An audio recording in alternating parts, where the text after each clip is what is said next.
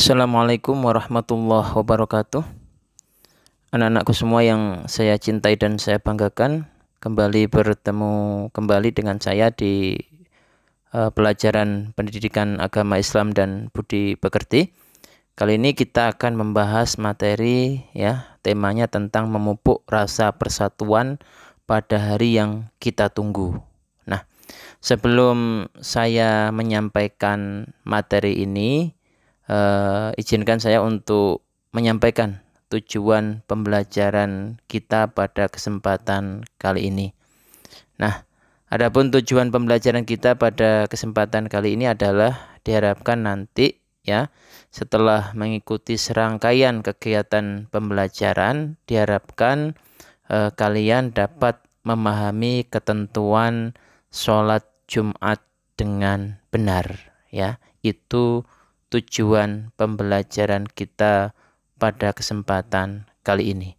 Nah, jadi materi kita hari ini adalah tentang sholat Jumat Jadi apa sih sholat Jumat itu? Sholat Jumat itu adalah sholat 2 rakaat yang dilaksanakan dengan berjamaah Pelaksanaannya adalah sesudah khutbah Jumat pada waktu zuhur di hari Jumat. Itu definisi daripada sholat Jumat. Jadi sholat Jumat itu adalah sholat 2 rakaat yang dilaksanakan di hari Jumat pada waktu sholat zuhur, dan pelaksanaannya adalah sesudah khutbah Jumat. Itu definisi dari sholat Jumat. Nah, adapun hukum sholat Jumat adalah wajib bagi laki-laki fardhu ain bagi laki-laki yang sudah memenuhi syarat Itu hukum pelaksanaan sholat Jumat. Nah, adapun dalil ataupun ayat yang menjelaskan tentang perintah sholat Jumat itu terdapat di dalam Al-Quran surat Al-Jumu'ah ayat 9. A'udzubillahi minasyaitonirrajim. Bismillahirrahmanirrahim. Ya ayyuhalladzina amanu idza nudiya lis-sholati min yaumil jumu'ati fas'au ila dzikrillahi wa dzarul bai'. Dzalikum khairul lakum in kuntum ta'lamun. Ini adalah dalil yang menjelaskan tentang perintah kewajiban untuk melaksanakan sholat Jumat. Nah, sekarang kita masuk ke pokok bahasan tentang syarat wajib sholat Jumat. Di dalam kitab Fathul Qorib itu dijelaskan bahwa syarat wajib sholat Jumat itu ada 7. Ada 7. Di situ dikatakan wasyara itu wujubil Jum'ati sab'atu asya'a. Ada 7 syarat wajib sholat Jumat. Yang pertama al-islamu, Islam. Kemudian wal bulughu, baligh, Jadi kalau ada anak-anak tidak wajib melaksanakan sholat Jumat. Kemudian yang ketiga wal aqlu, berakal, akal sehat. Kalau orang gila tidak wajib melaksanakan sholat Jumat. Kemudian yang keempat wal hurriyatu, merdeka, Kalau ada budak tidak wajib melaksanakan sholat Jumat. Kemudian wadzukuriyatu, laki-laki, laki-laki. Kalau perempuan boleh boleh melaksanakan sholat Jumat. Itu ada keterangannya di dalam kitab Bughiyatul Mustarsyidin.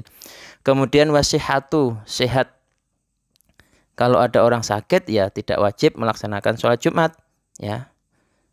Kemudian yang selanjutnya yang ketujuh wal istithonu, yaitu bermukim atau menetap di suatu wilayah, baik di desa maupun di kota. Ini adalah syarat wajib sholat Jumat. Jadi kalau ada orang kok memenuhi ketujuh syarat ini, maka dia wajib melaksanakan sholat Jumat.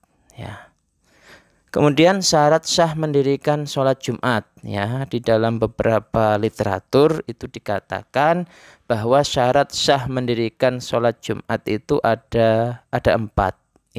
Yang pertama dilaksanakan di tempat yang sudah dijadikan sebagai tempat bermukim, baik di desa maupun di kota. Di dalam kitab Fathul Qorib dikatakan antakuna al-baladu misron au qaryatan. Jadi tempatnya itu bisa di desa atau di kota, tempat bermukim. Yang kedua, dilaksanakan secara berjamaah, ya, dilaksanakan secara berjamaah. Nah, menurut beberapa imam madhab, ya, di antaranya adalah Imam Asy-Syafi'i dan Imam Ahmad bin Hambal, itu dikatakan bahwa syarat sholat Jumat itu minimal dilaksanakan oleh 40 orang, ya, 40 jamaah. Di dalam kitab Fathul Qorib dikatakan wa antakuna al-adadu arba'ina min ahli Jum'ah, ya. Jadi kalau sekali lagi saya garis bawahi, menurut madhab Syafi'i dan madhab Hambali, itu syarat minimal pelaksanaan sholat Jumat adalah 40 orang yang mukim atau menetap, ya, 40 orang jamaah.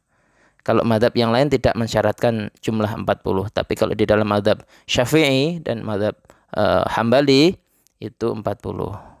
Yang ketiga, dilaksanakan pada waktu sholat duhur, ya, bukan waktu sholat yang lain, ya. Ini berdasarkan hadis Rasulullah Muhammad Shallallahu Alaihi Wasallam yang diriwayatkan oleh Imam Al-Bukhari. Ya, hadis ini dari sahabat Anas bin Malik. Di situ dikatakan kana yusolli al-jum'ata hina tamilus syamsu, ya. Jadi Rasulullah itu melaksanakan sholat Jumat ketika matahari tergelincir. Artinya bahwa Rasulullah melaksanakan sholat Jumat ketika waktu zuhur. Yang keempat, syarat sah mendirikan sholat Jumat adalah didahului oleh 2 khutbah. Jadi sebelum sholat Jumat dilaksanakan, itu pasti sebelumnya didahului oleh 2 khutbah Jumat. Oke, selanjutnya perilaku yang disunahkan dalam sholat Jumat. Ya, ada beberapa hal yang sunnah untuk kita lakukan, ya, sebelum pelaksanaan sholat Jumat ataupun ketika sholat Jumat. Nah, ini saya ambil keterangan ini dari kitab Fathul Qorib, ya. Di situ dikatakan wahai atuha arba'atu khisolin. Ada 4 sunnahnya. Yang pertama al-ghuslu wa tandziful jasadi. Yang pertama adalah mandi besar dan membersihkan badan. Jadi sebelum pelaksanaan sholat Jumat, kita harus mandi besar dulu, ya. Kalau pengen dapat kesunahan, ya, kesunahan hari Jumat. Jadi mandi besar dan membersihkan badan.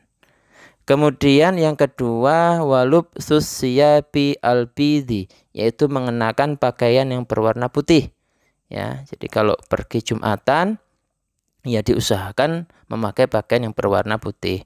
Wa akhdhu dhufri, memotong kuku. Ini sebelum berangkat sholat Jumat, ya. Jangan ketika sholat Jumat potong kuku.